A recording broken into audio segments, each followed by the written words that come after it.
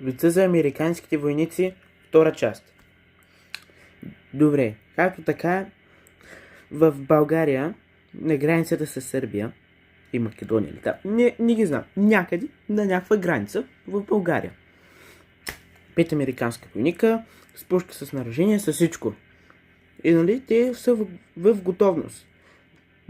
Техният началник, там генерал ли, не го знам какъв е, казал на момчетата си да са в готовност, защото всеки момент ще изкочи нещо. И видяли, че нещо шумука там в един храз, в една висока трива и стреляли. Нали? Всичките изпълнили по един патрон. Така де. Стреляли около 20 пъти. От храста познайте кой е излезнал. Един заек, ма такъв снежно бял.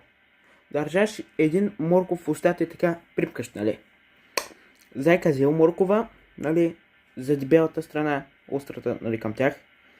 И казал, ей, шматки, вие 3 човека с калашници, един зайк не мога да отрепите, бе. И понеже те били в такъв...